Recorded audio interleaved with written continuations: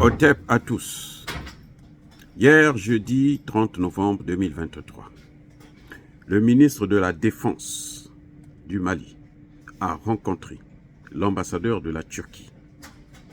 Imaginez l'objet de la rencontre.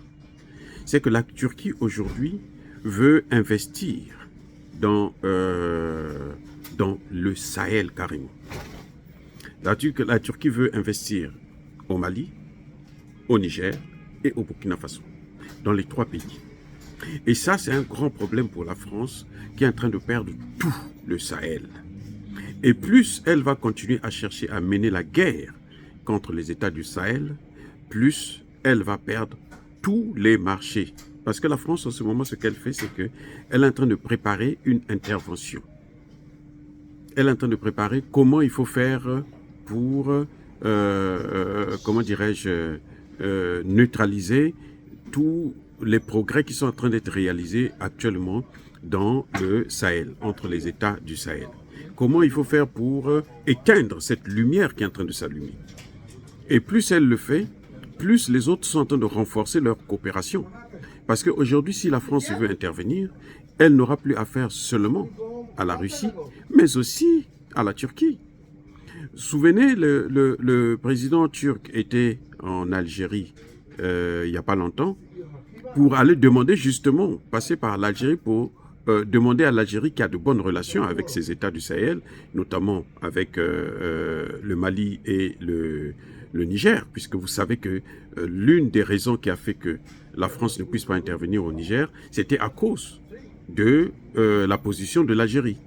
L'Algérie a dit à la France qu'elle n'est pas là pour détruire l'Afrique et qu'elle ne céderait pas son sol, son espace aérien à la France pour intervenir militairement.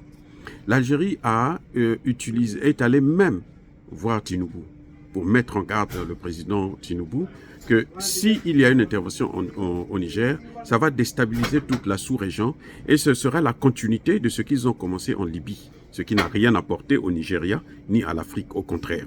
C'est ce qui a apporté le terrorisme dans la zone. Donc, l'Algérie a un rôle très important.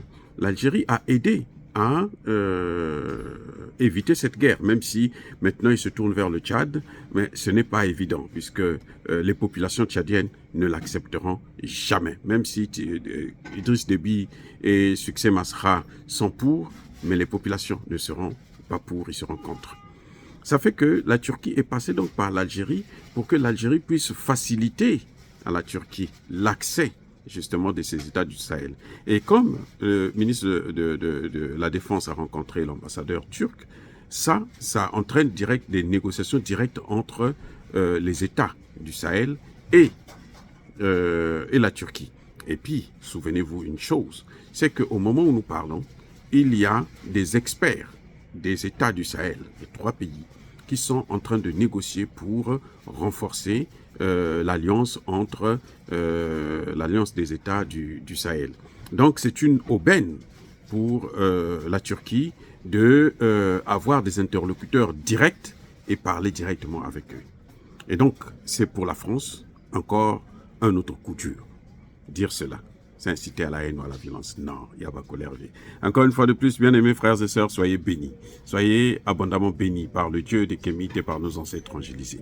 Rappelez-vous une chose, c'est que la Turquie avait dit à Emmanuel Macron que tu dois payer. Tu es en train de payer les conséquences de la colonisation et de l'esclavage.